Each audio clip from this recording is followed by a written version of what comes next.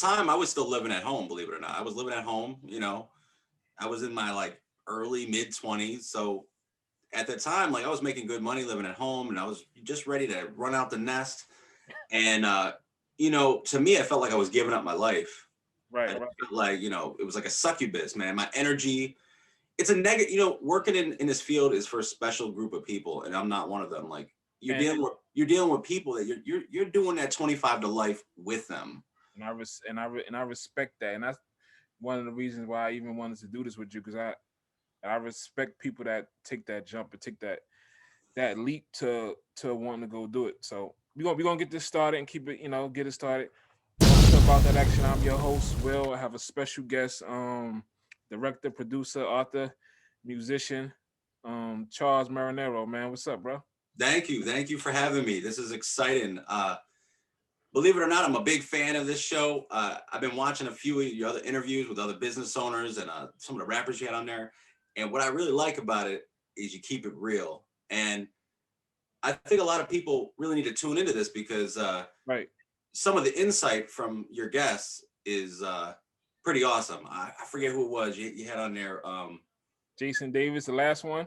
Yeah, it was. But he had a lot. Yeah, Had a yeah. lot to say, but I watched a few of them, and I really was inspired by a few of them. A lot of the content was really, really strong. Um, just what they were saying about their experiences, and this is a cutthroat business, and it really takes a lot to push yourself, to just not say it and actually do it, about that action. So, Right, right. And that, and you and know, that, and that's definitely why the title is, man. Title is that, it's about more so about taking action, less talking, taking action on yourself, taking action on your life, dreams, um, anything you're trying to pursue. And that's one of the reasons why I even, like I said, we had a conversation before that I even wanted to, even before this, I spoke to you before about wanting to do something with you, just because just we haven't spoken a few years, but just I'm able, thanks to social media, I'm able to tap in with or watch those that are doing things, you know what I mean, and not like you could have easily stayed at the job that we had before New York State, and we're gonna get into that, but you didn't. You decide to take that jump, and how many of us don't don't take that leap, don't take that jump, and is almost stuck in this rat race that so many of us get pulled into, based on just stuff that we grown up, just information that we got from our parents, or the old way of doing things is it doesn't work this way. Like, we are not the new kids, or the new, they're not staying at jobs for 20, 25 years just to get a damn, just to get a retirement check and then live their life for 10 years. Nobody wants to do that no more, and I respect that, man. That's one thing I respected about you, and just watching what you've been doing. I appreciate it. I mean, it's been a long journey. For those that don't know, I had a lot of different careers and places I couldn't stand. Like, there's certain jobs out there that are not meant for everybody. And I think there's a lot of like pressure on the young generation from either their parents or what the world thinks they should do. Get that perfect 9 to 5 job, go to school for X amount of years for that certain salary you desire. And then ultimately, that's a good portion of your life that's gone just so that one day you could hopefully retire. And unfortunately, many people don't ever make it to retirement. You know, they don't make it that far. What life happens, shit happens. So if you're not enjoying life, man, what's the point? So that was my biggest thing. I had a good state job. I was in my early 20s and I felt like, I'm working in juvenile corrections. And for me, that's a challenging job. I mean, for anybody, but for me, it felt like I was doing 25 to life with them, and I was only there a few months. So to me, it was like I don't want to get mandated doing overnights. I don't care what the paycheck looks like because at the end of the day, I'm away from my friends. I'm away from like, in my mind, I'm always in a creative place. I'm always creating something. And when you're constantly on edge and you're like wondering, what kind of, aggressive type of behaviors are you going to be dealing with tonight? Or, you know, am I going to get shanked or, whatever it is. And I'm not even saying living in fear. It's just the idea that, your time is valuable. And I'm never happy. And honestly, that was one of the many experiences. I actually worked a few other careers after that, where I was managing, people with intellectual disabilities, like in like a residential setting, and I was on call 24/7, and that like destroyed me. Like just the idea that you really have no control over what you want to do, Right. and it sucks. I don't care what the money is. I'll work. I'll be flipping burgers before I'm working a job where I'm on call or could get mandated, or your life doesn't no longer belong to you in a sense. And I'm not talking against anybody who does that, but just for me personally, I had to for my mental health. It just wasn't right. And as we spoke before, I felt like when I left, it was a legendary moment. Definitely was. I mean, I felt, I knew that, I was supposed to work, the shift one evening, and walking in there, something just wasn't right. I don't know. It was the essence on the car ride to work, and something was just telling me, don't do it, because at that moment, I felt like I would snap on somebody or something. I don't want to end up, you know, doing time along with, the people that we were, tending to. So like I had to leave. So I literally was undressing, taking my uniform off in the office. I think I walked out of there shirtless. Like, I heard, and definitely for those that probably just checking in and whatnot, we definitely speaking about a time we both worked together in New York State, in New York, one of the facilities up there working with the juveniles, and it was something you did say before we actually got on was that that type of job is for a certain type of people, and I can respect that. yeah. I mean, but let me just start one of my questions. Who is Charles Marinero? Um, I'm still as you probably read in the memoir I sent over you, Metamorphosis: The Art Antidote Odyssey, Mhm. which is my memoir. Uh, I'm still trying to figure that out. I know that I'm an artist, and I know I like to entertain people and enlighten people's lives. I like to have fun, and Right. that's a lot of my film festivals and mixers I host. And the reason why I even got involved in filmmaking is because I enjoy the collective projects of many people together. So you know I just feel like I'm a fun loving guy who is an artist, and simple as that. Whatever that art may be, whether it's writing stories, poetry. Uh, for a small part of my early career, I did music, which we're not going to talk about. He's a I thought rapper. I thought I was going to be a rapper. You might have heard some of that stuff.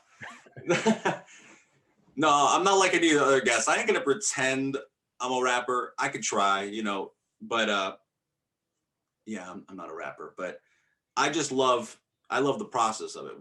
Whatever it is, even in music. So And that might be just the that creativeness in you to create something out, create something from nothing. yeah, I think in the beginning, like I thought that making films was unattainable. So I always used to write stories, and when we were growing up, it was impossible. Like it wasn't impossible, but it was much harder to say I'm going to become a published author. Hmm. So I would write all these stories, and they would go nowhere. But now we live in an age where you could self-publish your material, and you have an opportunity to get on the bestseller list. So, that might be an avenue I choose, which I'm planning to. But I'm saying, like, I thought it was unattainable growing up. So like the first thing my mind went to creatively was, let's make music. You find some beats, or you create some beats, you make some music, rap, tell your story that way, because everybody's doing it. But I never thought in a million years I'd be able to make a movie. You Right, know, right. it was And just a collective effort. I met a bunch of cool people who had the equipment and skills, and I was able to tell my story that way. right, So right. And we gonna get into that, but I just want to piggyback what you said. I know that now is the time where you can definitely it doesn't cost so much to get your things out to the internet, and stuff of that fashion made it a lot more feasible. I mean, you got the musicians that can from their home can make a whole album. You got filmmakers like yourself can with the cameras and phones they have make movies and put them on YouTube, and it's Hmm. getting to the world versus Absolutely. maybe 20, 30 years ago when you have to go speak to the big, I guess the big corporations or whatnot and try to get it there. Absolutely. Um, I, talk about your upbringing a little bit. I read some of the book. You ain't got to go in depth right now, but just talk about your upbringing, where you from, how old are you? Yeah. Well, I'm originally from Buffalo, New York. Okay, Shout out to the Bills. They were doing pretty well. Uh, but yeah, I'm originally from Buffalo, New York. I had a relatively chaotic upbringing. hmm, However, I think that made me into the person I am today. right, Um, you know, Foster care. Living with my grandparents. Moved up here when I was 11. My mother died when I was like 14. Um, this is in no way like a sad story.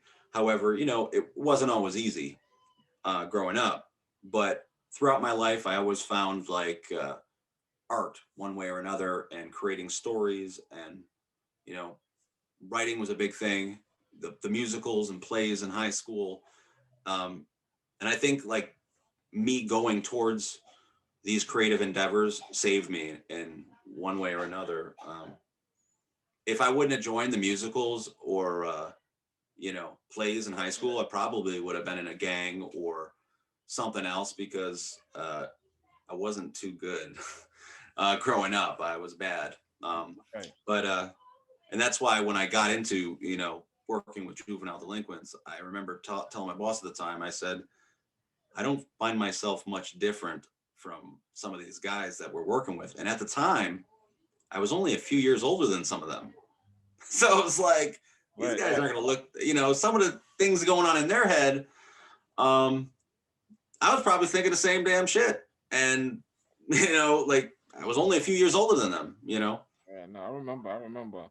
Can we, as of right now, what I guess what titles you hold, far as I know you're director, producer, and what else? What other things you? Well, I'm currently chairman of a film festival, the Catskill International Film Festival, which we just previously had in the end of October. Okay, Um, it's really near and dear to me. Prior to that, I mean, this was the second year that we ran it, and this year we went digital due to COVID. But before that, I was the president of the Hudson Valley International Film Festival, which we ran for 2 years. That was pretty big. Both festivals are pretty big. We have filmmakers from all over the world. Um, a lot of these filmmakers are award winners. They've went to Sundance. We've had celebrity guests in the past. We had like David Otunga, okay, if you remember him from a mhm, few different various shows. Naomi Grossman, the producers of the Blair Witch Project. They all were attendees at our event. Um, I'm new to being an author. I just finished my first book, memoir, mhm, Metamorphosis, the Art Antidote Odyssey. Um, and I'm a director, writer, actor. I kind of do it all. I produce my own films. And I've been lucky enough to have won awards on these films. Um, and I feel like at this stage, I'm taken a little more seriously than when I first began. I mhm, remember when I first said I was going to make a movie with no budget, and industry professionals completely laughed you out the door. mhm. Because if you don't do things in a certain format in a certain way, you know they just view you as unprofessional. It's like, oh well, you can try, but we really ain't gonna. But I'm happy to say that I feel like I'm taken seriously at this point. So those are really the positions I hold and hold dear to me. Um, Which one means the most? Or they all kind of that's well, they're all very different. I mean, they're all different for their own ways, and I could break that down a little bit. But like as a film festival, chairman, it's really important to me to hold that position because filmmakers from all over the world look up to you and look up to your event you hold. So I want to make sure that the event I hold is the best it could possibly be. There's so many other festival directors that the only thing they care about is making that money. And there's ways you can do it. You could just charge for everything. You could like upcharge. You could sell memorabilia, and a lot of things that myself and my partner do is we really try to invest in the event. For example, we make sure that every film, when it's in person, plays on the big screen, or every film receives some sort of award, whether that's a trophy, a certificate, or even a cash prize. Mhm. Many event as a filmmaker, many events that I went to, festivals cut corners. Mhm. You'll submit your blood, sweat, and tears that you put into this project to a film festival to be charged an expensive submission fee, Mhm. and then your film plays on like a back TV in some like basement. Mhm. I make sure that the filmmakers feel proud of their work and that we really like uplift their work. Imagine like you're a musician and you submit to this competition, and your crowd is going to be playing in the backyard while the other one's playing on like the big the stage. Right. We want to make sure everyone feels like embraced by that, and they all have a fair shot. So as a festival you know director, that's very important to me, that position. But as a director in general of films, and a writer and direct and actor, I'll put them all in one. It's telling my story, whatever story at the time that may be. And like, it's that feeling that you get when people actually see your work and give you their feedback, and you have a conversation about the story, like, hey, what were you thinking about with this? Or it generates conversation. So the various positions I like for different reasons, but Right. that answers your question. I hope I'm not rambling. Nah, perfect. Where did this I guess his love for filmmaking begin? Like I do remember when being around you a little bit, you did have. I remember you was telling me you was writing a story or something. Or he's right. You might have been writing I don't know, was it a screenplay? It possibly might have been a screenplay. I mean, at the time, it was probably my first screenplay, and it's probably why I bounced that job at the time. So much crap was going on, but Walked around with that thing, hold that joint on to dear life, man. yeah, man. It's I think the passion came from like I always loved films growing up. It was you know a good pastime out of the chaos. You basically forget about all your worries and all your troubles, and embrace these films. And that's kind of what I did. So creating my own stories kind of helped me. When I was a kid, early on, my cousins and I, we would do these like little skits, and my aunt would run around with the camera, and afterwards we'd all sit down, pop some popcorn, and we would watch these films. And it was the feeling like of like you really could entertain people, Right. and people were like really enjoying your work. So for me, that was really important, because at that time maybe I wasn't feeling like really given a shit about. I kind of was passed around a lot Hmm. in my early days. So like when you got that first like, Sense of belonging, right? yeah, like, and that's where it came. I always wanted to kind of improve on what I did, like, Special. yeah. So that's where I really think it came from. So how did you learn to I guess to make film? Well, it's a crazy story. Me and my partner at the time, he was my, I want to say, ex best friend. That sounds really cheesy, but we had a falling out, put it this way. But at the time, him and I, we were doing these business ventures that weren't working out, photography and self promotion. And we were like, you know what, we should, because we had a studio together, a recording studio. So I So we remember, started. I didn't mean to cut you off, but I remember you telling me you had got a studio, you rented a studio out somewhere, was it in Middletown? I don't know, it was Middletown somewhere. You rented a small little office out? Yeah, well, I had office and two offices at actually, well, two in Middletown, Mhm. um, and we had a studio in one of them on Wickham Ave, and it was really crazy over there. Wickham was a crazy place, but yeah, we had a studio over there. We had a lot of fun memories, but like business wasn't working out. Like we weren't busy. We were creatives. Like we didn't care about them. Like we care about money, of course, but we really wanted to tell our story. So me and my friend, we decided like we're gonna write these scripts. We found a great idea, and we were like, let's go online and rent equipment.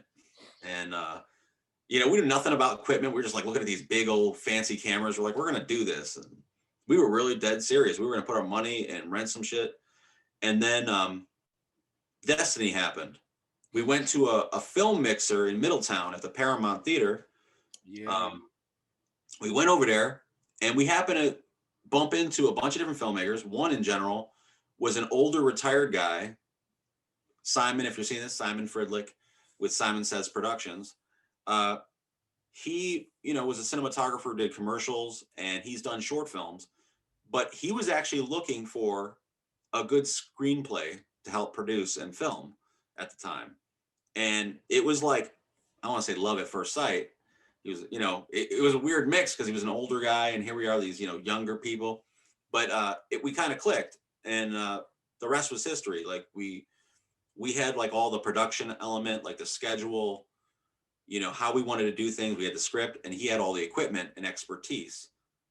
So we put that both together, and we ended up holding an audition, Mhm. finding locations, and our first movie, trial and error.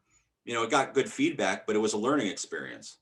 Mhm. Uh, we had a lot of like good feedback, and also like when we sat back and looked at it, as a whole, we're like, yeah, there's a lot of things we could have done better, but hey, and then it helped us. Our first foot in the door helped us, you know, get other producers on board, money generated towards the project so that we can make, better movies. And yeah, everything's been a learning. Every time you make a movie, it's another like learning experience, like type of, whether it's the type of people you're going to work with, like as far as like, you know, different crew and who you can like kind of like balance with. I And, mean, that's a lot like life and anything you do. That's why I always say just start. And it's never gonna get perfect. And like you said, everybody got to meshing well. You know, what are some of the cons in this business in this type of business? there's a lot. One is for the most part, like, for whoever's watching, I know I'm going to get feedback from some of this, but that's okay. We're going to keep this a little controversial. We're going to have some fun. When you're a filmmaker or any sort of artist and you join chambers of commerce, it's tough because when you go to these events, Hey, chambers of commerce. What do you mean? like when you go to the, like, if let's say you open up like a pizzeria and you join a chamber of commerce, and Okay. they'll do a ribbon cutting or whatever, and you go to all these mixers and networking events where hopefully you generate more business. Well, as a filmmaker, my company Transcending Pictures, we were a part of multiple chambers of commerce over the years, and it really wasn't beneficial, to be honest, because you're going to these events with bankers and business owners, and as much as I thought that the networking would boost us, like, for us, we're filmmakers. We could film at your location. We could do commercial work. We could help each other out in some sort of way. Ultimately, it was a lot about like, oh, you're filmmakers. That's cool. Like you're never really taken seriously. And I mean, in the industry you are. It's like a status within the industry you are. But as far as everyone on the outside, it seems so superficial. And the industry is superficial. My first auditions that I've ever went to were super, they don't like your smile, lose some weight. It's a lot of, or, you're not what we're looking for, it's very superficial. So that's why, and then you'll see like headshots and stuff from like actors, because I've hosted auditions for my films, and the headshots you receive from people look nothing like the person that you're, speaking to. It's so glossed over, so like, I don't want to say Photoshop, but their skin looks like perfect. And like, to me, that's so, you're not selling yourself correctly. But it's a lot of superficial stuff going on, and a lot of people in this industry say you can't do it. And as much as like, your whole like motto is basically just get out there and do it and follow your dreams. A lot of the industry people are the first ones to tell you no. Um, the I'm not going to name names, but there's a big office, film making, that basically we were trying to launch our first festival, the Hudson Valley International Film Festival. And they basically told us, we already have a festival around this area. Maybe you should just join them. And well, we were at their event, and their event sucked. It was all about the money, and it was all like a certain demographic. And the demographic was like old white people. That's it.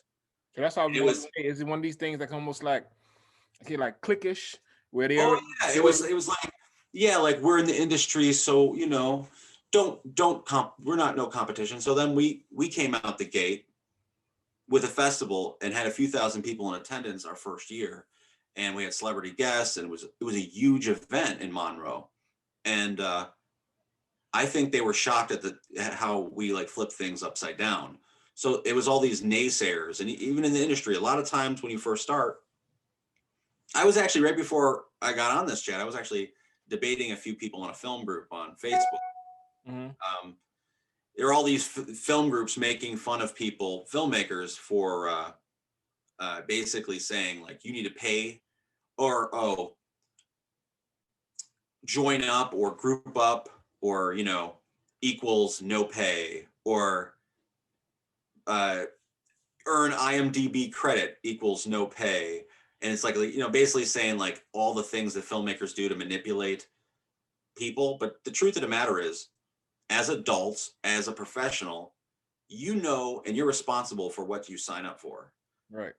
If you understand that you're signing up to volunteer on a movie free of charge, but you're getting experience out of the deal, you're walking out with a film reel, IMDb credit, and invitation to a premiere, and this could help boost your premiere going to multiple film festivals. Mhm. That's valuable to you. But if it's not, if your whole only thing is making money, this might not be the right career for you. Now, do I think that filmmakers should pay a casting crew? Absolutely. But if you're not there yet, it's a very valuable experience to be a part of multiple different movies, and as many as you can be a part of. And some can't pay; they don't have the funds. And a lot of brilliant young filmmakers don't have those type of funds, but their movie might make it big time. So a lot of filmmakers in general need to take that risk. And a lot, like I say, like that whole naysay, like, ha ha ha, you're not paying me you know, blank amount of dollars an hour. I won't work for you. Well, okay, someone else will. And you'll be that guy who's, you say you're $1 million man who has no experience, you don't have any accolades under your belt, and you have no connections because you think you're the best, but you're in your own little world. And that's my little rant and rave. But it is, there's a lot of people like, it's like a whole line, like a staggered of we're better than you. But the truth of the matter is, a lot of them don't have nothing on their workload. I think we see it all the time. We see films that I guess didn't have the biggest budget, but just blow up. Oh, absolutely. And I'm not saying that your film, with no budget to make some crap. There's right and wrong ways to make a movie. I mean, with practically no budget, you can make the lighting on a film look great. If you know how to balance lighting, and you can get creative. People have used like regular house lights and turned them into rigs to Right. make a movie using foil wrap and all the other types of bounce boards. You can make really beautiful, stunning light in a movie. Sound too. You can create great sound. Mhm. There's a lot of things you can do to make your film not look amateur. Mhm. But so I'm not telling people to make amateur looking films, but a lot of the independent films, the reason why people make independent films is because they're not studio films. They don't have these multi-million dollar budgets. So what makes independent films better than the features, you have to focus heavily on the storyline being original, and you have to focus heavily on the characters. If you have shitty characters and a shitty story on an independent film, why would anyone watch it? Because Right. they know they're not going to see some big explosions. They know they're not going to see some crazy special effects. They're focusing specifically on the characters and the acting. So that's where it's at for me. Like really quality, deep drama. That's why people watch it. So so question just popped up in my head. Are are festivals, I guess, necessary in I guess in the progress of a film? Well, for the most part, I say yes. 2020 is going to change everything forever. Hmm. That doesn't mean film festivals disappear.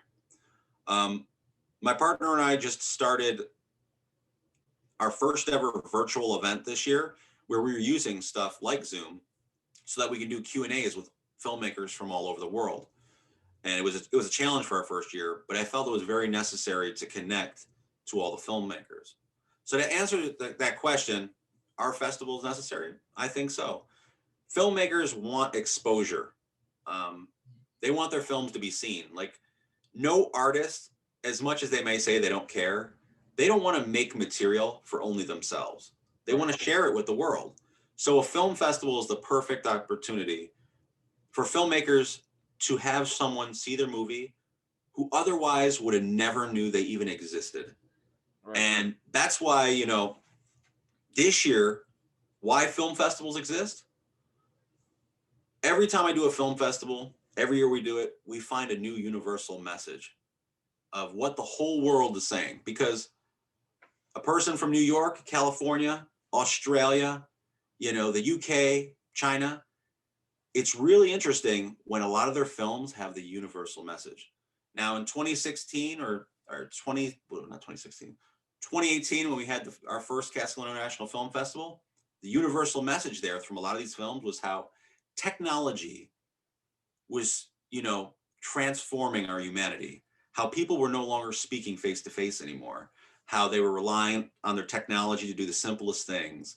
They were on their phones, they were on their tablets, they were doing all these things. Like, literally, there was a movie where the grandfather was literally dying, like choking to death on the couch, and everyone was so preoccupied with their tablets, their phones, and their video games that the dude was dying, and they were literally like sitting right next to him. Hmm. And it was just, it's real. It's a sad reality, and that was that year. This year, however, the universal message was about coming together. Hmm. 2020's film festival, we had a lot of films that had, terrible social injustice. We had a lot of stuff related to germophobia, uh, films about like just relative to the times about COVID-19. So it was a really important film festival year because it was like these people from all over the world were speaking about things that matter. So 10 years from now, when you look back on this film festival, you'll know what the whole world was thinking. And I think that's very important to move forward, to make things better. Right. So Right. yeah. Do you let's say film festival versus just putting it on YouTube as far as exposure? I think a true artist will do everything in its power. I mean, for me, I've never been great at YouTube, and honestly, I should be slapping myself around. I've had social media at my fingertips, and believe it or not, I mainly use Facebook, Hmm. and and a lot, and that's a problem. I should get better, but there's other people I know that they really are hustlers on YouTube, Twitter, Facebook, Instagram, and they're pushing their product, and it really helps. So I think they should do both. I mean, this is what I would say: if you're going to work on a major project, and I think YouTube is good for like posting, like if you're doing like web series, if you're doing like maybe mini shorts. But Okay. if you're submitting to film festivals, I think you should choose what you want to do with your film ultimately. Like if you want to like have your movie distributed, which now in this digital world we live in, you could self-distribute your movie. A lot of people don't know that. Hmm. You can get your movie on iTunes. You can get your movie out there in like Dropbox. You can do all those things. It might cost you a little bit of money, but it's possible. You can do it yourself. You don't even need to use a distributor anymore. The same thing I was talking about with self-publishing. This is a world where now if you're driven and you're willing to do the work, you can pretty much do whatever you want to do. So with that said, yeah, I would use YouTube, but I would also say, what do you want to do ultimately with this work? If you want to have it in the movie theaters and you want to submit it to film festivals, a lot of film festivals will not accept your project. If, like, for example, if you submit a feature film to them and it's on YouTube, the way they're thinking is, well, why would anyone want to watch this when they could just watch it on YouTube? Mhm. So maybe what I would say is post a trailer on YouTube or Vimeo, and then, hey, you want to see the rest of the movie? Make sure you go to this festival or that festival. Or once you're done with the festival circuit in general, hey, if you're not looking to sell your movie, put it on YouTube. But you could also sell your movie on YouTube now. You can put the whole thing on there, watch the first 15 minutes, and if you want to continue watching, here's $2.99. Watch the rest of whatever movie. So Right. yeah, I would try both. We've seen a lot. I guess of filmmakers that load stuff on YouTube and create a presence and a fan base. So just off of YouTube. Yeah, it's important too, because I think YouTube's important to connect with people. Even if, like I said, you're not posting the exact project. So without me putting my foot in my mouth, you could do a ton of other things on YouTube to promote your work Mm-hmm. without like actually like showing the whole thing. The whole You thing. know, if it's a music video or something, yeah, show it, because I'm on YouTube every day finding new artists to listen to, Yeah. and just, because I'm getting bored with this. I don't want to say it, but this new generation of some of the stuff I'm listening to is. I'm not hating.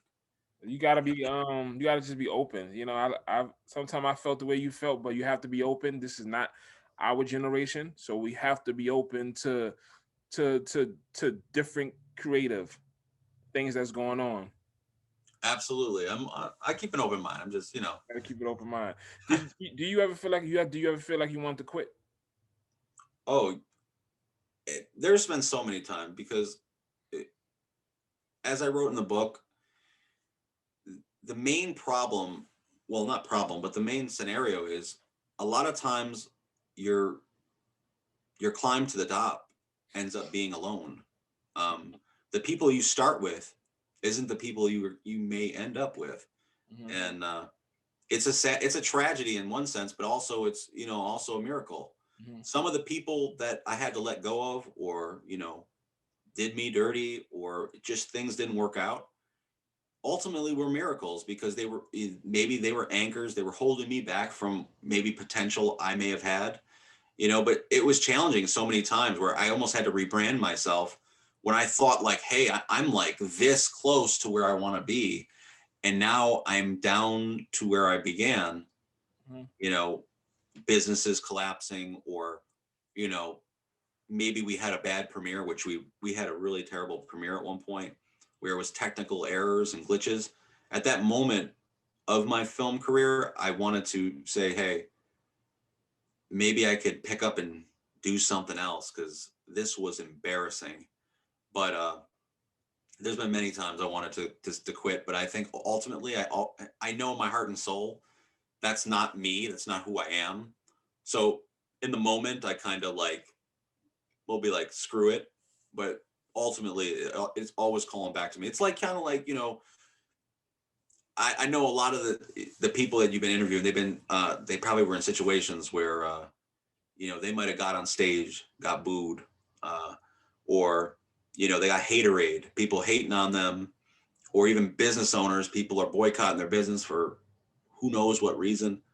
It's that feeling of like you not being appreciated for your work. Hmm. And I think in these industries, we all need to kind of like uplift each other, Hmm. because we're the ones really pushing it. We're trying, and as opposed to putting the next person down and saying all that they're doing wrong, maybe help them, give suggestions, and help, uplift them, so that we can have like more prosperous businesses and artists out there. What pushes you from what pushed you from not quitting? I didn't want to be looked at as a failure, and all the things that I sacrificed in order to kind of be where I was, or where I wanted to do. And also, when you're at the position, I don't want to say at the position like I made it or something, but I didn't want to be like a person to quit. Like, I have a lot of people riding on some of the decisions I make. Like, for example, as a filmmaker, once I filmed that movie, or plan that movie, you have people from all over studying lines, filming your material, uh, putting their blood, sweat, and tears into your work. So if I was to quit on them, which I've seen it happen, I've seen it happen. It's just terrible. You put in all your time and effort, or someone's putting all their time and effort into you, and then you just say, you know what, I'm not finishing this, and then I don't premiere the movie, I don't do anything with it, I don't submit it to festivals. You know, I'm proud to say that my track record, every film that I've wrote, directed, and produced Hmm. has been completed thus far, has premiered in a movie theater, and has been submitted to film festivals. And a bunch of them have won awards ranging from best actors to uh, best picture. So I'm proud of that, and I want to keep the track record alive, because the one thing in this industry, and this goes for anyone, once you're kind of blacklisted, you screw up, basically not being a man of your word, people remember. They won't work with you anymore. They won't, it's going to be really tough for you to get people on board with you once you screw people over. And unfortunately, I know a few other situations that have happened with other filmmakers where they had people work for them and decided not to complete the project, Hmm. took the money from producers. Once you take money from producers, you better come up with a product and go like MIA and just disappear. Yeah, Yeah, right. like you don't want to do that, like, because then you'll never make a movie again, or and just that's what keeps me going. It's not really the stressful part. It's more like I don't want to I don't want to ruin myself. Like, I enjoy this, to be honest with you. It's stressful and it's fun, but you know I want to be accepted, continue to be accepted in it. Right. How many films you been a part of so far? Well, I have four completed feature films, completely completed. I have another. Name those for the audience. Okay, The Factory, Hmm. Savior, Irony of Catharsis, and A Line Between All Things are my feature films that are completed. They're Okay. out there. They're in film festivals. Um, I Not this past summer, but the summer before, I filmed a crime drama called Oath to Injustice, which ironically is very relative to a lot of the stuff that was going on throughout 2020. So it's still in the editing process right now, and I have a few short films, Crush. Uh, I'm getting a brain fart. Now you fine. Yeah, A Modern Myth, and we just finished this last one this summer. It was a romantic comedy drama, and yeah, not So much. go ahead. What was that? Now that you were gonna say something, but what steps does it actually take to get a film from thought process to completion? Like how much steps is in between that? Well, I know some filmmakers that will take years to get to that process, and they have a million steps. I'm different because I know if I wait on a project, I'll get bored of it quick. Hmm. It's kind of like if you write a story and you just let it linger and you don't put it out in public, your internal thoughts will keep on fighting. Do I release the same thing with the book? Do I release it, and let everything out, or do I hold it for myself? And Hmm. it's the same thing. If I sit on something for too long, like a script, I'll end up looking at all the things that I may deem as negative, and it will never happen. So what I do is, as soon as I'm done with a script, I'll either write another script, and I'll kind of like do a balancing act with them, and the best one wins. And I'll send it out to a few close allies, friends that will give me honest criticism Hmm. about them. And going from there, if I choose a script, and there's been times I don't, I will reach out to potential crew that I know, or I will start posting notices, whether it's on Facebook or Craigslist or wherever, looking for like, crew, whether it's a, camera or audio or whatever. So I want to build somewhat of a team. And normally my budget doesn't allow me to get like a million man team. I normally have like, whether it's 5 to 10 people. It's never a huge crew. I don't have money like that, but I try to find a crew. And once I get everything like locked down with that, I go ahead and I start recruiting cast. So over the past 6 years now, I have a big base of people I've auditioned. Many have been in the films, and some were really great, but they just didn't fit the role. A lot of people believe that if they weren't accepted for in a movie, that they did horrible in their audition. But the truth of the matter is, you might have been the best person at that audition, but the issue is maybe the role wasn't right for you. Mm-hmm. Somebody else was more fit towards that role they were looking for.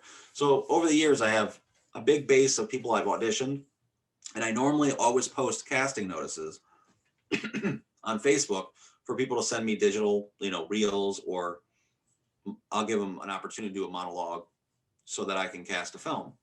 And then I'll sit with the people that I either have as my crew and we'll review all the options for the film, like for the cast. Mm-hmm. So within the next few days or weeks, whatever, we'll choose a cast. From there on, I start talking to everyone kind of simultaneously to see when would be the best availability for them so that I can make the best shooting schedule. And typically, I do 2 days a week Mm-hmm. because I don't, believe it or not, I don't do filmmaking full time. It's just, it's something I do on the side that I'm really passionate about. I do it normally on the days I have off. So it'll be like 2 days a week, and I'll do it for like 6 consecutive weeks.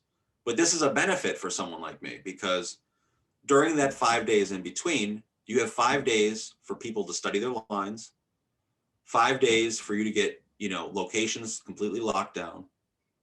And, during that 5 days, you can have like the food prepared because I always make sure that there's food on my sets and, you know, comfort in some regard if we can. Sometimes it's freezing or sometimes it's boiling hot, depends on where you're filming.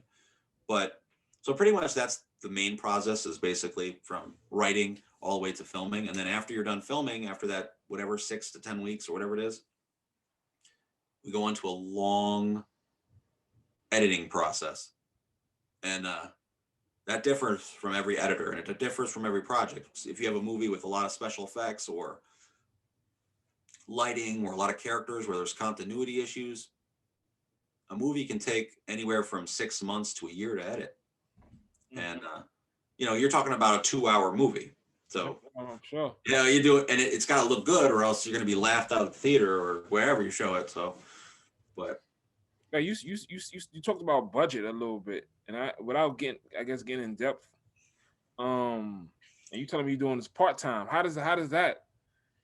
well, Does that look? I say I do it part time. As art is a full time endeavor. I'm always working on stuff. Like literally, I work my other job. I'm out at a decent time, and I'm always working on stuff. But when it comes to like filming, time is money. So if I was like in the industry, it is not smiled on that you do it 2 days a week. They want you to film like straight through because people, that's how their time is. Like an industry person, cinematographer or someone, they'll work, 6 days straight, one day off, 6 days straight to get the movie done, so that they could put other gigs on their thing. Mm-hmm. Well, when you don't have a budget to pay someone 6 days in a row, Mm-hmm. you kind of do things shorter. Like, if it's 2 days in a row and you spread it out over 6 weeks, it's a lot easier to, mainly for locations. It's a lot easier because in independent productions, personally, I do a lot of bartering with Mm-hmm. businesses. If I'm going to film your location, maybe my barter will be, hey, you're catering for my cast and crew and we want to use your location. So, okay, we might not be paying you like to rent the space, but we're paying, you're going to get like a few $100s for this couple hours to feed us, or we're going to do a commercial for your video. There's a lot of ways to do stuff to stretch a micro budget, as I say. Like, budget's very important, and it's very tough to come by. So nowadays there's so many ways to generate money for a production. At my film festival, we did an entire workshop on stretching a micro budget and how to gain a budget. Like now we have like things like GoFundMe, and there's other like Yeah, definitely. Indiegogo. I don't know if you've ever heard of that, but a lot of like musicians use it. A lot of other artists use it so that their projects get made. But at the end of the day, it really depends on you and depends on your hustle. I mean, a lot of people, if you're a good, if you're a professional and you're organized, and like I said, you're not blacklisted and you're not screwing people over time, you're going to build somewhat of a reputation of, I'm a person. It's like, it's like credit, your credit score. If I'm a person and you're a producer, or if I'm a businessman and you're a producer and you're looking for a movie to get made, you would go to a filmmaker who has a track record of making sure it gets done. Mhm. So I try to sell that the best I can to producers to, get a few $1,000s to kind of like divvy up on a shoot day and figure out what your budget will be for each shoot day. But I've known a lot of filmmakers who either they won't get a budget at all and they'll just use their own personal money, which I do that as well. I've started that way, and I always end up putting my own personal money somewhere in the movie, whether it's editing or something. But there's other times where people don't put money in the movie, and it shows. Mhm. Where like the cast and crew are sitting there thirsty and hungry for 16 hours, and they have no food. Like that's unprofessional. I wouldn't want to. I wouldn't want anyone coming over to my house without feeding them or giving them something to drink. You know what I mean? Like, so don't expect anyone to come to your film for that amount of time without eating either. So I hope that's a valuable piece of information for someone. But you don't always need a big budget, but you just need to make sure that your cast and crew are happy for the most part. Like you said a lot of things, and I think from the outside looking in, people always think that when people making movies, there's a lot of money involved. Is this business lucrative for those that's just getting into it? If you're just getting into this, do not get into this for making money.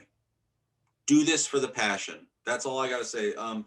Some people get lucky and they end up, working right out of college. They do their, first few college films. They get out of college and they end up getting hired on set where they're making union salaries. That happens. It does.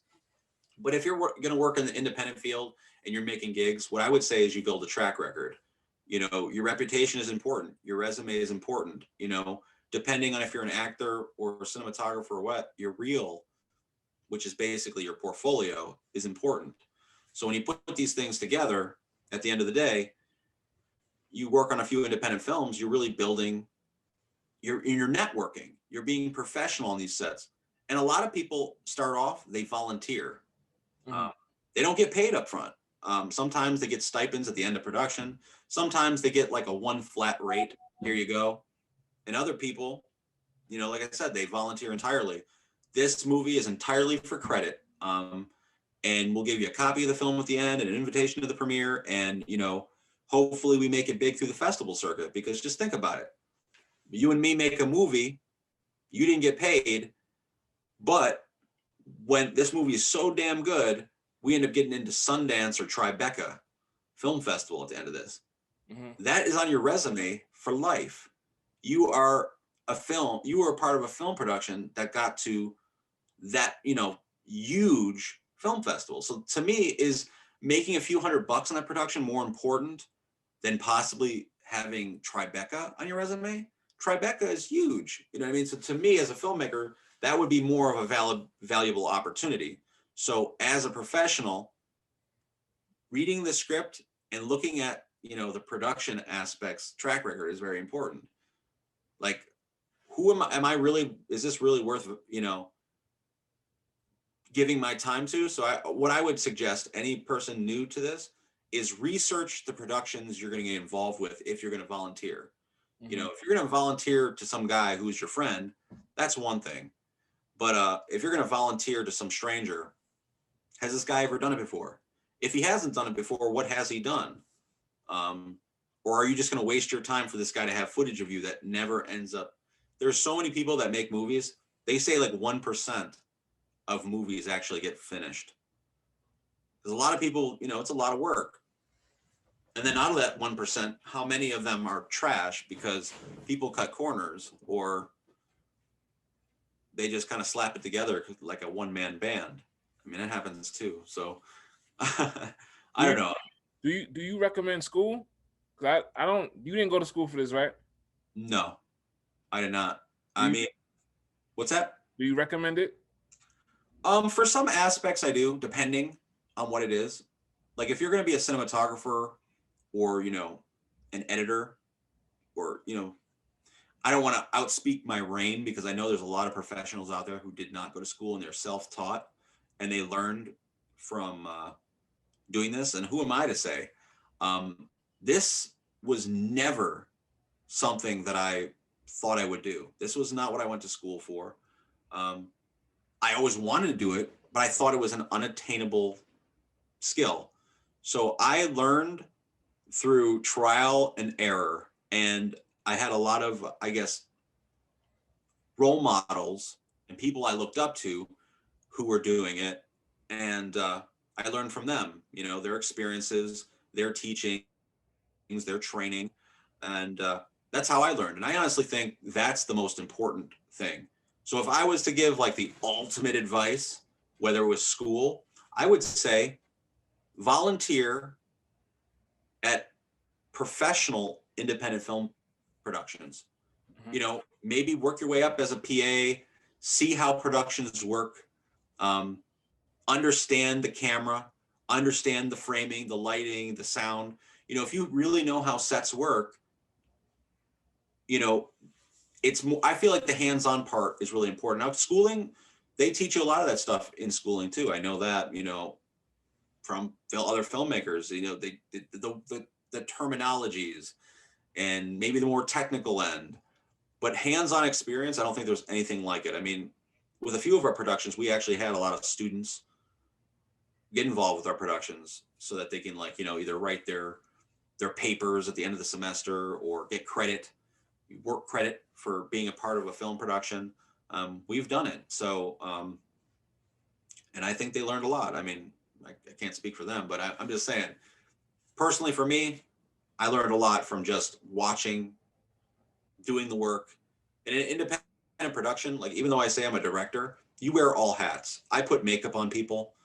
I purchased wardrobes at like Salvation Army for characters. Like I did it all. I helped build sets. When you're doing independent film, you're never too big for anything. And there is people out there with egos who think that they're in a movie. And like, I've seen it where people kind of like, have their pinky in the air where they're drinking or like, don't talk to me. You're not the director. You don't have any say. On an independent production, you do everything. I mean, I've seen actors lugging around equipment. I Right. mean, it just happens. But you know, Everything, anything to get the job done. exactly. You What, know, what's your goal in creating a film? I hope that ultimately that people feel something. All of my films have like a message within them, and I hope that at the end I can either change someone's mind, make them think. To me, filmmaking has always been about like triggering emotions. So if I can really get genuine emotions from an audience, I feel like I did my job.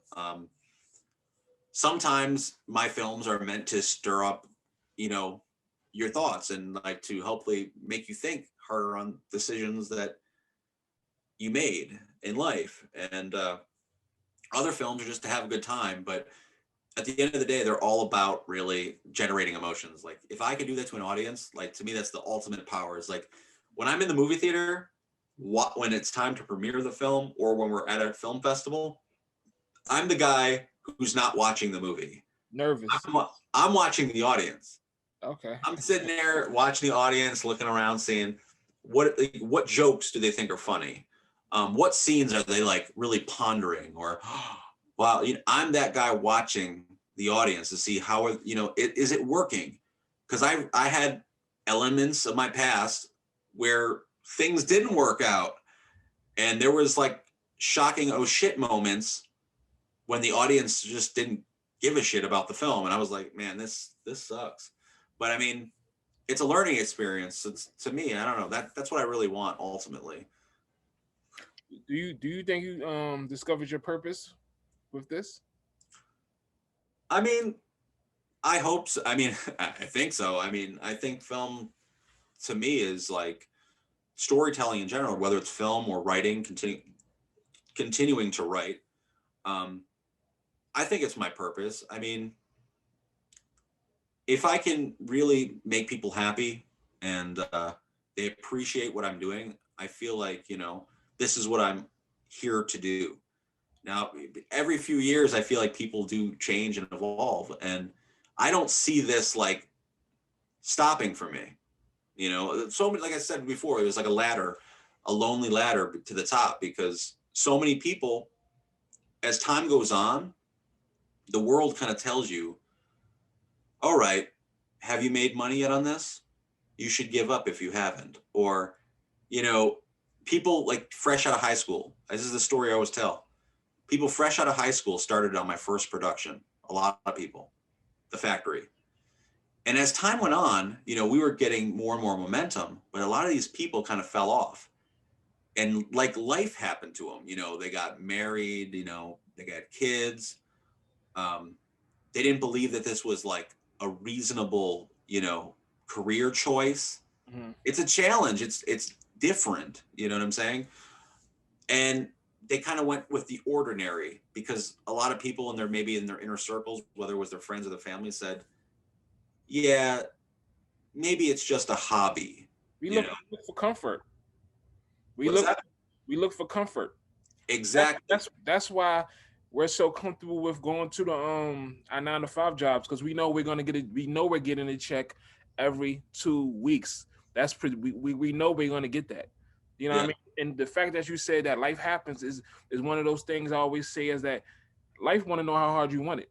So yeah, it's Yeah. gonna keep knocking you upside your head to see if you're gonna quit. Are you gonna quit yet? Nah, you ain't gonna quit. You're gonna keep going, get knocked up again. Every milestone always comes a new problem just to see how hard you want it. But like I said, we want that comfort. We're comfortable with the 9 to 5. We know we're getting a job. But once we go to entrepreneurship or something you're doing, it's a little bit more scary because Hmm. you don't know. Yes, some days, some months you may make 2,000. Maybe another month you may make 20,000, but it's just unpredictable. So we're comfortable with the nine. That's why people don't want to leave their 9 to 5 jobs, man, because Yeah. they know they're gonna get it. But I always say at what expense? At what expense? I totally agree with you. It is comfort. And honestly, myself included, I have my 9 to 5 kind of. Me too. I have to. But I think with that said, doesn't mean that I'm not willing to jump and take a risk. I've taken a risk many times in my life. I feel like at a certain point, you got to be responsible. We got bills to pay. Hmm. But with your other, that's why I don't like excuses. And so many people have excuses. They're like, yo, I'm busy, man. I worked all day. That's it? That's all you did? I mean, there's more time in the day. You can have a relationship. You can work a 9 to 5 and you can still have time to follow your dreams all in one. Like I do it and I still got time to bullshit. It's all up to you. And some people just that's it. Like that's and it's what? If that's all they want, I can't hate them for it. But for me, it was never good enough to just I'm gonna work this 9 to 5. That's the whole reason why like I said, the career that we once started together, that I started with you, it didn't work out because the idea of being mandated and never being in control of your time, Hmm. that me doing 25 to life with the inmates didn't seem like a viable option. And plus, with somebody who's semi depressed as it is, not because life is bad, but just as it is, I'm always trying to strive for better. So, like, being in a situation where you're kind of like locked up, Hmm. it just didn't make sense to me. So, like, for some people, that good paycheck, they can go buy themselves a nice car, nice house, maybe see their house every, on the weekends because they're working 16-hour shifts every day. That ain't me. But the excuse levels that I hear from so many people, yeah, man, wait, man, I'm gonna be dropping this album soon. You You never have just you just wait, or oh, dude, like I'm writing this book. I'm like, didn't you say you're writing that book like 3 years ago? Um, transformation, consistency, like you said. life do happen, but I always say it's a shame to go to work and then work on somebody else's dream and then come home and don't work on your own. Yeah, I you mean, have you. That's exactly it. When you're working at 9 to 5, chances are you're working somebody else's dream. their dream, and you're building their brand, and you're doing whatever. Like you, that's what you're doing. So take a little bit, and that's all I'm saying. Take a little bit of your life back, and whatever it was. Like so many of us have like these dreams when we were younger, or even now that we're kind of like adults are embarrassed to tell people like what they truly want out of life. Like they always want to settle with the ordinary. Like, tell me I'm not correct. Like you at a family function and people ask like, oh, what you doing? They're gonna say like the 9 to 5 shit. They're very rarely gonna say, yeah, I'm starting my own business. And they're always looked at like, oh yeah, he's the entrepreneur, he's his own boss. People are afraid to say that. And it's honestly, I'm more impressed by that than I am to hear, oh yeah, I'm working for this agency, or, I'm doing this. I'd rather hear like, yeah, I'm going out, I'm my own boss. I wrote my own book. you know, am mentoring these students here, volunteering, things like this. It's what you're doing is really important too, because I feel like in a way, this is education. This is like opening the minds of people, an audience, and I hope that And stuff like this continues. Like, and that's my plan. Is about I like to tap in with individuals as yourself and the other ones I interviewed that's pursuing their dreams and the things they want to do, and those with a track record. I'm not gonna just get someone that say they're a rapper, then you go on to SoundCloud, they only got one song up there. One song. So I'm definitely tapping in with those that have a track record, and those that out there that actually taking action on their life and want to pursue and want to do other things with themselves. You know what I mean? yeah, That's for me. And this is what and like I said, you talk about finding gifts. I felt like I really have a love for interviewing, and I always have a love for just speaking with people. But then I found that I had a love for just interviewing, and it comes so easily, and I could make up questions and stuff like it don't even take me long to do any of this stuff. So I'm definitely going to continue to do it 100%. I definitely. With that said, I want to throw in there. I know this is probably weird for an interview, but I'm telling you, the next time we do a film festival, we got to get you involved with the Q&As, because you're great with this, and Hey, we get listen, filmmakers from all over the world. We wrote out tons of notes and everything, and at times it's really challenging to stay on top of people, because like sometimes you're like, man, this guy is boring as shit, or like I don't know, like, but it's hey, fun. I don't know, it was let good. me know, man. We gonna talk behind the scenes, and you got. I'll give you my number, and then listen. I'm back and forth to New York anyway because my family's still out there, Yeah, that's sweet. and we That's sweet. make it happen. Is there any like dream directors, actors that you would love to work with? I mean, there's so many. I mean, I'm a I'm a Christopher Nolan fan. I Okay, mean, if anyone knows Christopher Nolan, he just directed the movie Tenet. That was mind blowing. He did Inception. yeah, but I know Uh, Inception. It was kind of crazy. yeah, you gotta see Tenet. Tenet's if you can follow the storyline, which is like a paradigm of confusion, you might have to watch it a few. It's so good though. But the Dark Knight trilogy, man, he's so good. I mean, as far as actors and actresses, I don't know. I love them. I love so many, but Christopher Nolan, I learned a lot as filmmaking. Just the idea of telling a story in a different type of way. I mean, a lot of people tell a story in just one direction. When you're watching something from Christopher Nolan, you might be watching something backwards, forwards, going backwards and forwards. He kind of challenges the audience to, you know, follow a different type of narrative.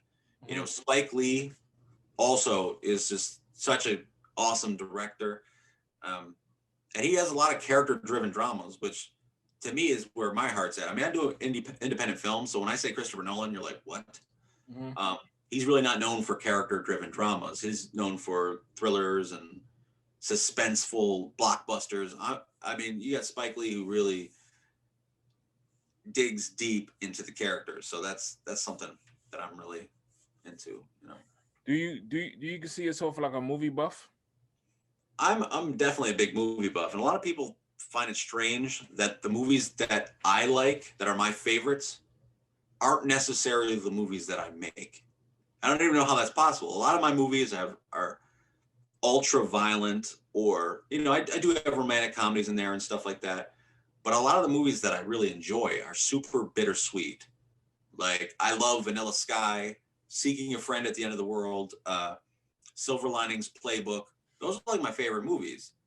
But the movies I make are so far from them. So I'm different. hoping one day that I can make a movie that, I don't want to say that you fall in love with the characters. That's what Okay. I want to make a movie that I fall that the audience could be like, man, like don't let her go, type of like I want a movie where people like, they really like, man, don't do that. Don't do that. Don't die. Shit like that. Like Right. that to me, when you could like have the audience really like feel for those type of characters, you know. So let me ask you a question. And what 1990? You said you're a movie buff, right? What 1994 movie revitalized John Travolta's career? Pulp Fiction. It's correct.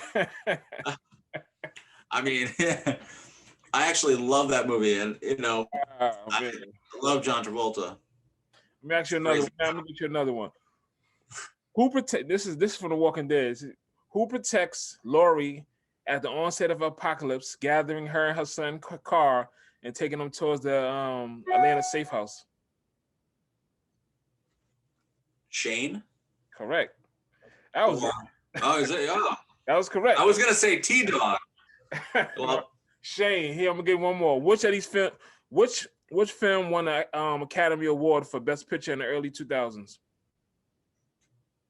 Gangs of New York, I um, you, Mystic River, The Pianist, or Gladiator? all four of them.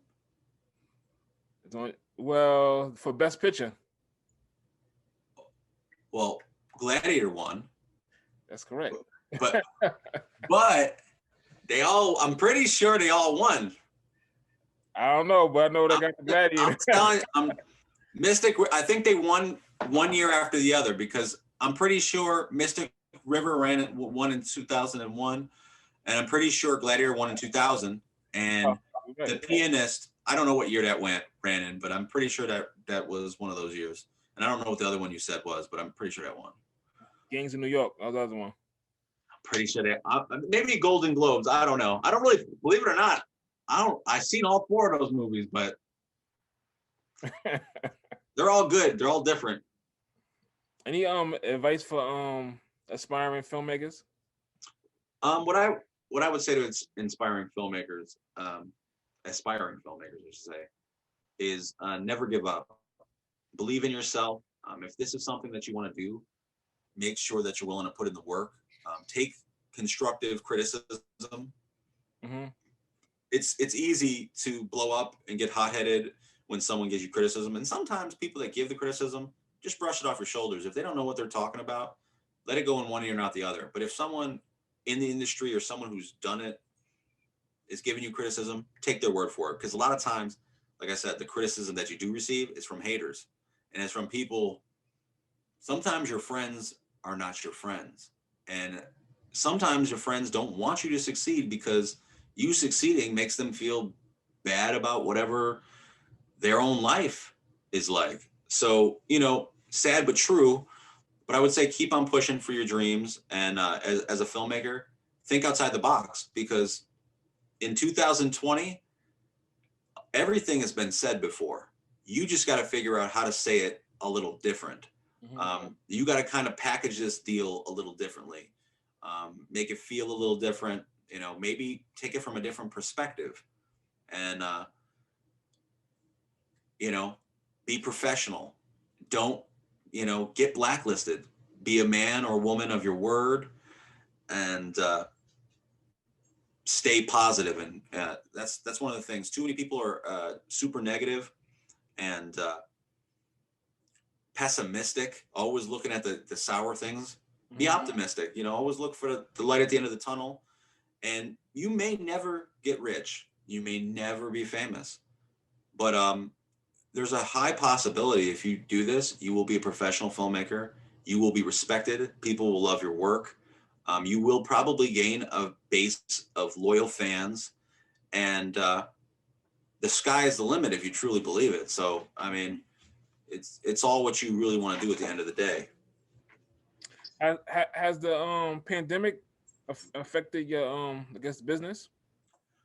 Um, the pandemic literally is the worst possible thing for the film industry and for filmmakers. Um, Damned if you do, damned if you don't. If, for example, if I want to make a movie right now, I can do it. It's extremely challenging, though.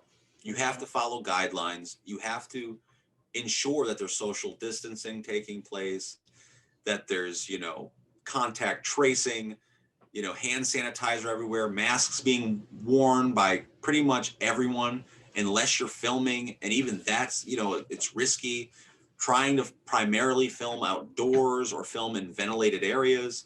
So it's a challenge. And I actually did film a short film this summer during COVID with all the COVID regulations and everything like that. And it was a success, but at the same time, it was like 100 times more challenging because you don't want to risk anyone's health. You don't want to be blamed, because nowadays this is the blame game. If I got sick and I was interacting with you, maybe it's your fault, and it's really a sad way to look at things. And we don't want that to happen. We don't want anyone to be sick. But also with the film festival, we, my partner Anthony and I, we're known for doing, the Catskill International Film Festival, having parties. Like, we do everything from poetry slams. We had rap battles in the past. We don't just do films. We make sure that because I believe that, film is a collective art. Multiple arts go into a film. Mm-hmm. So at our events, we may have films, but there might be a comedy show at night as well. We have DJs playing music so people could like kind of celebrate their films, mix, network. But we can't do that during COVID. So we had to find another way to do it to still interact with people. So we did a virtual film festival off of our website, catskillfilmfestival.com.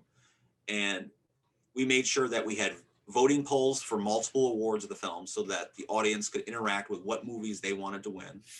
We made sure that we offered the opportunity to the filmmakers to do Q&A sessions so that we could ask the hot topic questions, kind of like you're doing with me, and like kind of like get into their heads to like, what were you thinking about, blah, blah, blah, and getting the audience involved.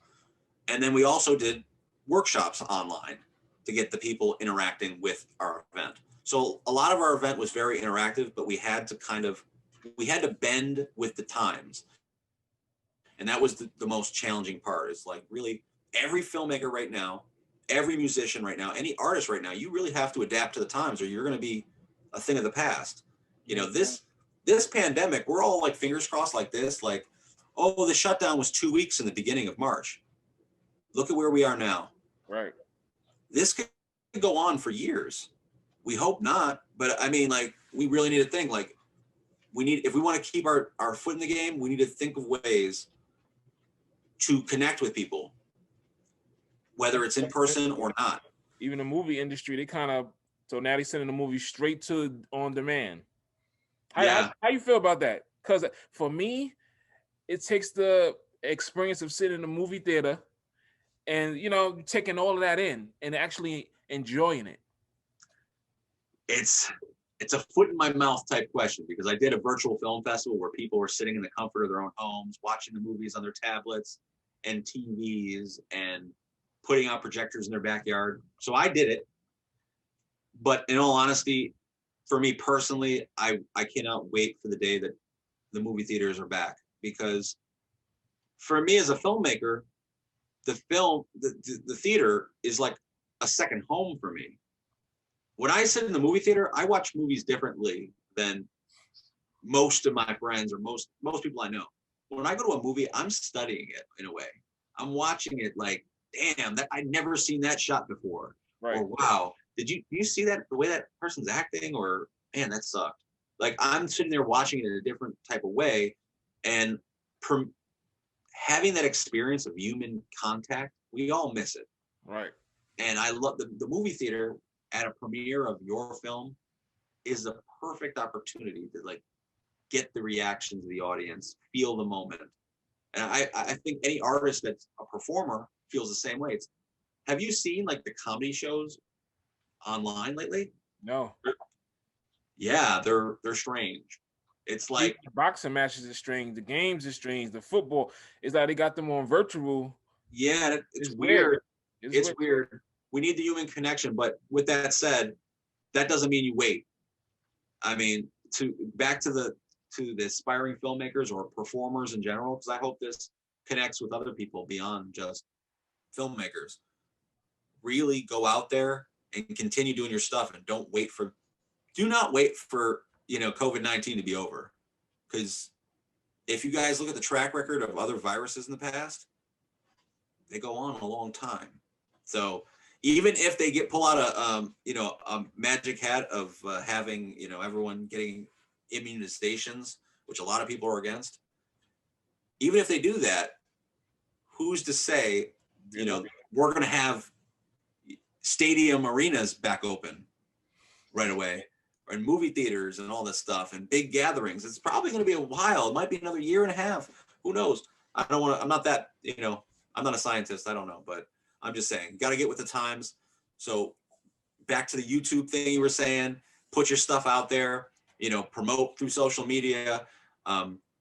Connect with other artists like yourself to kind of discuss your brand, discuss what you do, and get yourself out there.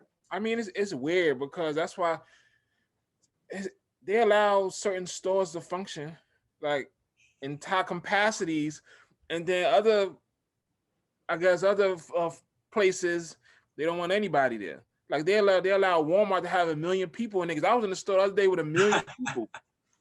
It's just I totally other agree. other places Bizarre. they stop it. It's weird. It's bizarre because who's just like, there's just so many different random, like, the whole Walmart thing is ridiculous. I guess it's an essential business, they say.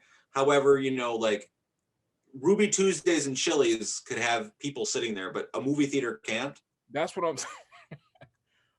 Or That's you know what I'm saying? Like a bowling alley could be open, but a movie theater can't. Or you can't go see a concert. I don't get it. It's weird. I guess mind you, the whole protest. It was like 1 billion people out there, what it was is politicians were afraid to say anything, and that's and that's that's really sad. I mean, people are afraid to say anything because they're afraid they ain't gonna get votes. So instead, they're saying one thing: you can't have church gatherings, but you could, do protest, or you can go to Chili's, but you can't go to the movies. go to the They movie. don't know what they want, and they all want to look the best so they can collect votes as fast as possible. Right. So I'm only looking forward to like more happy days, Right. and getting the world back to normal, because that's what we all want. But if this is the new normal, we gotta roll with it as much as we can and get creative. Like, one of the reasons why I really wanted to push the book is because meeting with people became like doing the short film this summer. As much as I wanted to do it, I knew that doing a feature right now is nearly impossible. Hmm. Multiple days of shoot. It costs way more money to do everything with the regulations. Hmm. But a book is a self endeavor. Hmm. You know what I mean? Like, you're writing it. I sent it out to an editor, and I went through the proofreading and stuff. But like, it's like I'm still being productive, but it's something that you can kind of do during this time. Like, if you're a musician, this is a time you get in the studio or you start writing. If you're a filmmaker and you might not be able to produce that film right now, Hmm. this is the perfect time to write your new masterpiece. You know, there's so many elements right now for artists.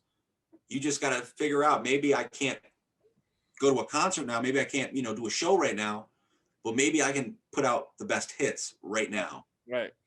So And I'm definitely gonna get into your book before we go, but it was a something you wrote on Facebook, and I just want to hear your take on it. Right? You said You posted The Walking Dead built up the Whisperers for years to take them out in the simplest, most unrealistic ending I've ever seen. Pure garbage writing. It's totally predictable. I'm annoyed. So listen, as a director, writer, producer, how would you have done it? Because I watch Walking Dead. How would I have done it? How would Okay. you have done it? You got this threat, all right? You got Beta, okay? He took out, or the Alpha, okay, Alpha's out, okay? She was never a threat. But realistically, you got this big, brawlic dude, Beta. He's been a threat for 2 seasons. Make him a threat. There is a ton of characters that the cast and that the crew, that like, or the audience, I mean, of The Walking Dead actually hate. Eliminate them. Make him a threat. Kill them. Like, kills. Everyone likes The Walking Dead when Rick and there was a few survivors. Get rid of all the shitty characters at this moment to move forward. Get like there's like tons of characters. I'm like, goodbye, Yukumo or whatever her name is, and fucking I don't even know half the characters. There's so many now. The guy who wears a suit jacket during The Walking Dead. Kill him off. Die. I mean, that's all, you know what I'm saying? Like that whole scene with Alpha with the heads on sticks. There should have been like 20 more heads on the sticks, because when you add all those characters, what it tells me as the writers, they're afraid now to make challenging decisions because they're afraid to lose fans. But at the same time, they're writing themselves in a corner because, oh, we can't kill Daryl, we can't kill, Carol, because they're fan. Oh yeah, they're fan favorites. I'm like, are you kidding me? Because honestly, the last good episode of this entire season or series was when Negan bashed in Glenn and Abraham's head, in my opinion, because that was where they were like, okay, we got some balls in our pants. We're going to do something so wild, so sad, and so traumatic. You've seen Rick literally cowering in fear to this guy. And then from there on, they were like, okay, well, Rick wants to move on because the ratings are bad. Because that's really what happened with Andrew Lincoln. He wanted to, move on from being typecasted as Rick Grimes.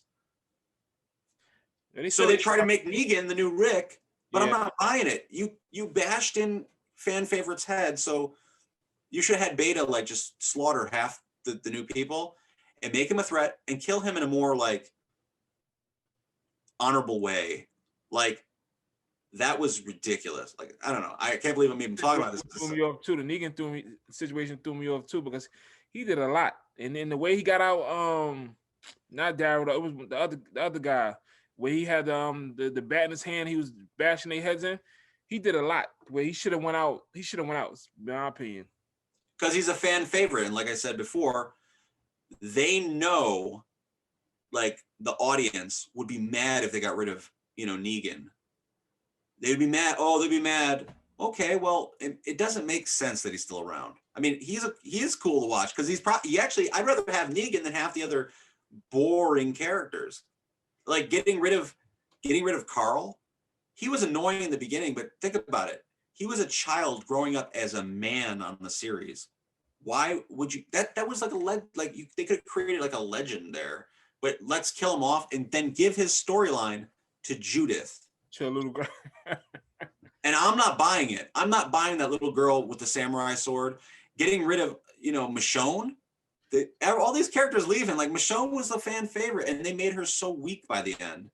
I loved Michonne for, like, seasons, and they made her, like, once the love story was the decline of Michonne. No, I agree, because her coming in, she was walking in with the two Walking Dead, and she had a little sword. She seemed real like a big character, and all of a sudden, she nervous and everything around them. Yeah, as a writer, I would have made some more risky decisions, because honestly, if I can for example, you want to know how I know how every episode's gonna go? If they focus heavily on side characters in the episode, we all know. I'll like tell my girlfriend as the episode's going on. I'm like, yeah, they're gonna kill these people off, and she's like, what? I'm like, yeah, they're focusing on this random father figure and this other random guy from the kingdom. They're gonna kill him off. Like, why? Like, it's unbelievable. I just don't even like the way the writing is so ridiculous. Like the actress who plays Sasha, she's basically like like they created like a almost like a sex symbol in there. They made her like very promiscuous, almost like she sleeps with like half the people in the show. And I'm not slut shaming or anything, but like I feel like her acting abilities and whatever, they could have gave her more of a storyline than that. Like I don't even understand like the love triangle that was going on between her and the priest, Yeah. the other guy, that the Indian guy that they randomly killed. Like just so many stupid decisions. Like I honestly, you want to see a good show, watch Fargo. You want to see a good show, Yeah. watch the new season of Fargo has Chris Rock too. Yeah, I seen that, but I didn't get a chance to watch it. Somebody told me it's good. Yeah, well, the other seasons are amazing too. But if you want to see another good show, Better Call Saul. It's the prequel to Breaking Bad. You ain't gonna see another show as good as that. Like, but when you see in stuff like The Walking Dead are not willing to take any risks anymore, and they were the show that like in the beginning anyone was chopped liver. I mean, they got rid of Shane, who was a fan favorite in the beginning. They won't do that no more because they're made too much money, and now that they're coming towards the close, I guess they're ending with the next season. You got a spinoff though, and the spinoff looks like some. I don't even want to say. It just looks like I would never watch. I won't even watch it. I won't. It looks too colorful and too like superficial. It looks like Suicide Squad for The Walking Dead. Right. And I guess that's what Suicide Squad made a lot of money, so that's where they're going. Like, oh, let's throw color, like as opposed to having like grenades and stuff. Let's have grenades in this new Walking Dead spinoff that blow off in different colors. And let's have the zombies colorful. Like, come on, like clown zombies and man, I could do a whole show on this. I already know. So let's get into your book, man. Metamorphosis: The Art of Antidote Odyssey. Like, explain that title. Well, realistically, I had so many different title options. Metamorphosis was the main title, and the other one was a subtitle, The Art of Antidote Odyssey. And basically, metamorphosis, as we know, is like a change, a transformation. Right. And not only myself, but I feel like a lot of the characters, a lot of the family members, and a lot of like the journeys in the story were transformative throughout the book. And the Art Antidote Odyssey is basically like the solution. You know, my art is my therapy. You know what I mean? And the Odyssey is over a long period of time. So art is my therapy. I could have named it Art Therapy, but there apparently is art therapy out there. Well, there is, of course, but art has always been my therapy. It's always been something since childhood that I've used as either an escape. It was something that I felt uplifted my spirits, gave me power. You know, it was always there for me, even in the darkest time. It was, you know, I could always draw something. I always write a story, you know, write a lyric, whatever I wanted to do, and it got me focusing. It got me productive, and yeah, it was a transformative journey through art. Why do you write it? Now the right time to write it. Why is now the right time to write it? Well, like I said before, I didn't just write this book during COVID. Actually, it was almost 2 years ago I started this writing process. And throughout it, I don't know how many times I had to put the book down. Do I want to do this? Do I want people to know some of my deepest, darkest memories, regrets, secrets? What will the backlash be once I release this from people who, you know, everyone views moments in their life differently. But one of the reasons why I wrote this book really was to pay homage to a lot of the people who I kind of wanted to thank, and who were there for my times of need. And, you know, I wanted never to forget these moments. And over time, you do forget. This book was, to me, a process of walking through time. You know, if you really like were to sit down and jot down, like, I don't know, 20 of your biggest memories, good or bad, and then try to make them make sense in your life, because nothing ever makes sense.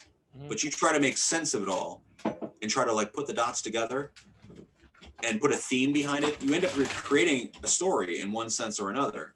And I'm not saying that my journey has been more chaotic and entertaining and creative than anyone else's, but I felt like there were so many different elements and so many different people that I kind of like I guess took from and evolved from, that I felt like it was a unique story to tell, and I felt it was an inspiring story to tell for people who have been in similar situations, or for anyone like us who have ambitions and want to do more out of life. The entire story was based out of the idea that we're in the mundane, monotonous, cyclical flow of life, and you wanted to kind of break those boundaries and like do something more. And at every turn and every obstacle, you were kind of getting shot down in one way or another. Mhm. So one of the, like I said, that was the main reason to write this, is I want to say to pay homage and to inspire others. So I was able to read definitely I read a few chapters, and I'm gonna finish it. I'm definitely gonna finish it. But you brought up a lot of hard topics, like a lot of hard memories and stuff like that. What type of feelings just writing it brought up for you? I mean, I feel like when you really you write it down on paper, it makes it even more real. Hmm. Because, for example, there's many moments of the book that me or only a few people in that scenario ever known. So when you're letting the world in, you're letting them experience your pain. And for some people, believe it or not, it's bad for them too. Like I actually submitted this the book to many editors, and in the beginning, like to lock down an editor because they want to like believe in your material, and a lot of them loved it. They felt the story and everything, but a few people, based on the content, had to back down. They said this is too dark. Um, this is too extreme for me. Unfortunately, you should have a warning. And I wasn't thinking. I mean, like, this is my life. I didn't think this was like that wild of a ride. But I mean, some people this affected in that type of way, even when it came down to the editing process. So I can only imagine what a general audience will think. It's not like I'm breaking boundaries of what hasn't been done before. But in my story, it changes quite often, and quite frequently, it's three stories. There's three parts to it, which is basically childhood, you know, the teenage reckless years, and adulthood, and like finding yourself, finding true happiness. So there's kind of like three elements to the book, and they're very different elements, Mhm. you know. Yeah, I'm on the childhood part, and just the childhood part is definitely this definitely was a lot to take in and read that anybody had I guess went through. Why do you feel the need to I guess go into detail with some of the incidents? I think details are important because much there's so many people that like they write of terrible circumstances and they skim over the facts.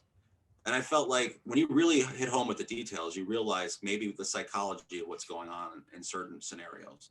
Um, you find out that why maybe people do certain things later on in life, maybe why people are colder later on in life, maybe why people don't um, hone relationships and friendships later on in life, and why things keep on changing for them is maybe they don't trust people.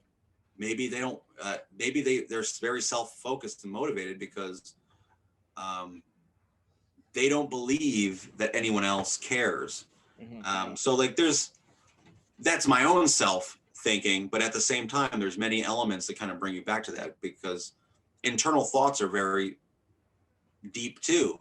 When you really listen to someone's internal thoughts and then you write them down, some people are like, oh shit, he said that. But in this book, as it's a memoir, you hear what I'm thinking at those particular moments and how over the top it is. But I think it's important not to skim the facts, and because I could have done things many different ways. I could have just had insinuated scenes. But I felt like that's a disservice to what I went through and what others have went through. Mhm. And maybe they can understand that you can move forward. What's this? What made you start the book out? I guess it was your fifth birthday. Well, believe it or not, it was like the editor's kind of discretion. I kind of had this written as if I was writing a screenplay originally. Um, the book actually started off towards the end Okay. of the book with like the counselor, Mm-hmm. and it kind of like went back through time. But Okay. she wrote like, not for nothing. This isn't a movie, and people, I feel like if you do this in a chronological type way, they'll get to see the evolution a lot easier, Mm-hmm. and they'll feel for your character, because the beginning you're not really in control, and in part two you're kind of losing control Mm-hmm. of the person you want to be, and then chapter three you're trying to build it all together while elements around you are falling apart. So it makes more sense to do it in chronological order so people can go on this journey with you. So I started at the fifth birthday because I remember it was like there was such yin and yang to that scene. There was such happiness, and I also wanted something nostalgic because I remember, like MC Hammer and, the time. So I wanted it to feel like we were, in the 90s, and you know, what it was like to be in, living in Buffalo in the 90s in, a neighborhood with a lot of people, and how crazy things can turn if your family, if everything isn't, A1. So, Can you talk about your I guess a little bit about your mom, I guess illness and some of the challenges. I know you talked some of the situations you talked about, even coming home to the house, you never knew what color was, the kitchen color was going to be changed every other day or whatnot. But talk about the other, I guess, the other challenges that you might have faced with that. I mean, my mother loved me. I was so young. So a lot of things that I remember, I put in this book, you know, and Right. there's a lot of other memories that I didn't put in there, of course, but um, she, she was schizophrenic, Mm-hmm. and for many years, untreated, in denial of it. And my sister and my brothers and me, we kind of lived with it. And there was very scary moments where, like, she would be talking to the walls or the cabinets, and at times as a child, it made you believe that there may be someone there. And am I delusional? Like, who is she talking to? Or, when someone's so when someone's in a place like that, it's hard to imagine, and it's someone you look up to. I wasn't an adult, so I can't speak for my brothers and sister, but as a child, this is the person I look up to. This is the person that cooks my dinner. This is the person that tucks me in at night. Um, they are not well, Mm-hmm. and everyone around me is telling me they're not well. Your grandma's saying, hey, Lynn, there's nobody there, and so it makes things strange off the go. So you don't really know what to go with it. So as a child, you kind of you just accept it as your normal. When your friends come over, that's a normal. I mean, there's elements that I didn't make the book or got the cut. Like where I had friends over where they witnessed things like that, like, and we're like, what the hell's going on? And you kind of have to explain it to them. I mean, I don't know. I hope I answered. How do you get to choose what parts you take out, what parts you add or take out when it's so significant, probably to the story. Yeah, well, that's the thing. Like, you have to pick and choose what matters to drive your story forward. So there's a lot of, I feel like, entertaining scenes and controversial type scenes and deep scenes that I had to remove because otherwise the book would be like 1,000 pages. But at the same time, you wanted people to get to know the characters that you have in the book and really build on them. Because my first draft of this book was a lot longer than it is. And my editor said, I've had best friends their scenes narrowed, their relevance narrowed, and it's not because they don't mean anything, but in the subject and the theme of art is therapy, because this book has a theme. It is a memoir, but the memoir is how art has affected me and how it has driven me forward. There's some people in your life that, regardless if they were friends, family, or whatnot, they may not have went towards your ultimate goal and theme. I mean, there's many times where I still put in scenes and I made it relevant to what was going on, but it's so challenging. It's like giving away your children. Like, oh, you are important, you're not. Like it's challenging because you're cutting away memories and things that you think really matter to you when they do, but you have to drive the plot and the theme home at the end of the day. Right. You described your I guess your cousins and your aunt. For me, when I was reading, they almost seemed older. Like, I know they were older than you, but they almost seemed like adults. Why did you I guess describe them that way? Because they were not. I think the oldest was, you said, like, I think Lynn Marie, she was probably like 15, 16 at the time. This is my, Yeah. they felt older. They felt almost like, I guess the thing they were doing to help you and to care for you might have, you know. Yeah. I mean, at the time, like, they were out and about, doing their thing, but like, I feel like when you grow up in, I'm sure you can relate to different circumstances, people or maybe in your own personal life. But when you grow up fast, in chaotic situations, out in the streets, or, maybe your family is kind of broken or not around, you grow up fast. You might be cooking your own dinner at a young age, Right, you know, right. providing stuff, what you got to do. Like, so I feel like that's kind of how it was, how I described it, is, growing up fast and taking responsibility when they're kind of children themselves. And it was unfortunate. I mean, it's not like we didn't have parental figures. It was just that they weren't, at the time, they didn't have their stuff together. Hmm. Um, I wanted to talk a little. Well, we ain't got to go in depth with it, but the situation, the incident with the person Jackson and yourself, we ain't really got to go in depth. But that's very personal, like a very personal incident. What made you want to even, I guess, bring that up? Um, I felt like doing that, or explaining that type of scene in the story, would bring some realism to how life is necessarily not fair. And there's many moments of the book where, like, I want to boo-hoo and how life isn't fair. Things happen, but at that element, like, you have no control as a child of what happens to you or around you.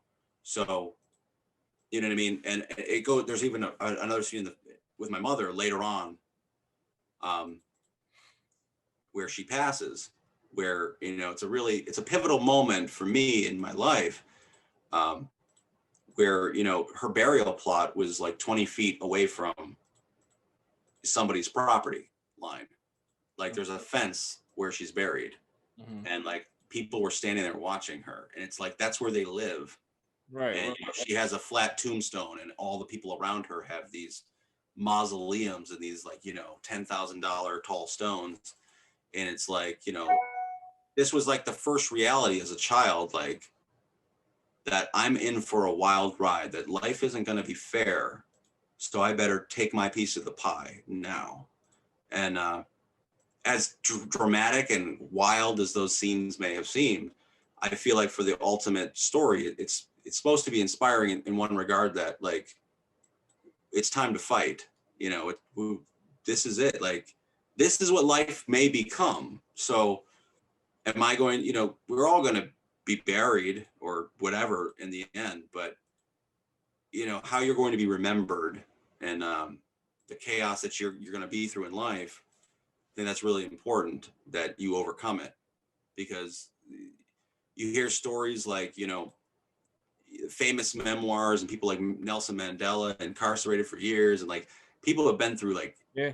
insane, uh, you know, personal journeys, and they've overcome it and done amazing things. And that's hopefully what I intend to do with that. How are you able to because it is past traumas, how are you able to still almost still function with a lot of that? Because some of that could still stir up or still show itself later on.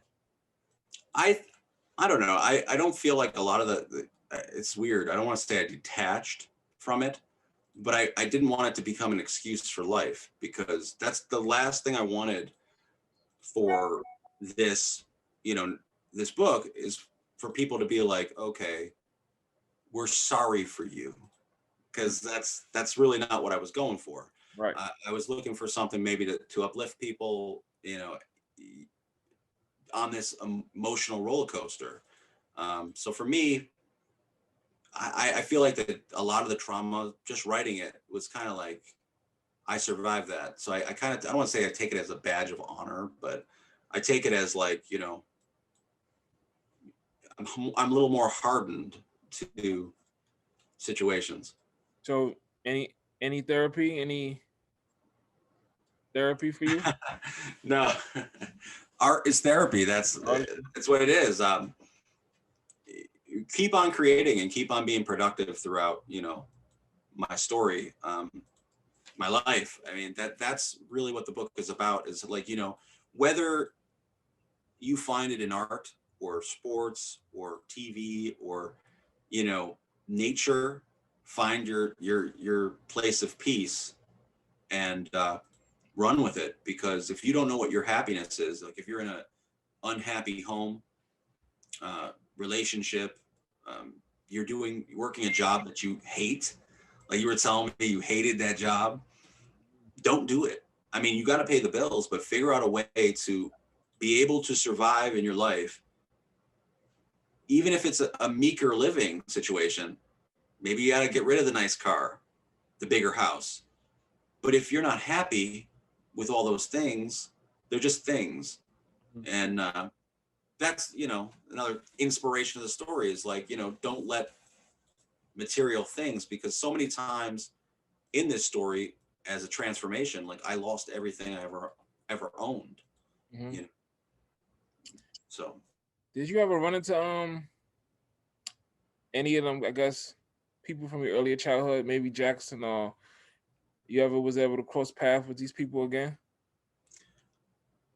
uh well, it's a really later on in the book, when you get to it, I actually do bump into him later again at my mother's funeral. Oh yeah, so don't. I'm Yeah, definitely. so I mean, it does happen, but I mean, um I'm gonna but catch. there's people even later on in the story who, as you'll see, that people who become very important and very relevant in my life, who I kind of built this thing with, who, like, we all went our separate ways, but there's some craziness, but there's Nah, some people still out there that I never still had closure with. I'm definitely gonna finish that and read that. So do you feel successful? I mean, in a financial success, hell no, but I'm surviving. I'm having fun. I'm having the time of my life. I've made many memories, so I feel like, I feel like I'm the man right now. Like I just, if you're just doing what you love to do and you're happy doing it, you know what I 100%. mean. You'll never. You can't say you're not successful. You know. 100. I mean, people look up to, they look forward to the events I host. Um, People look forward to the premieres of the films, and when I submit to film festivals, they want to be present. So I feel, in a regard, that I've reached some sort of success, maybe not monetary, but you just got to live life and enjoy it. I agree.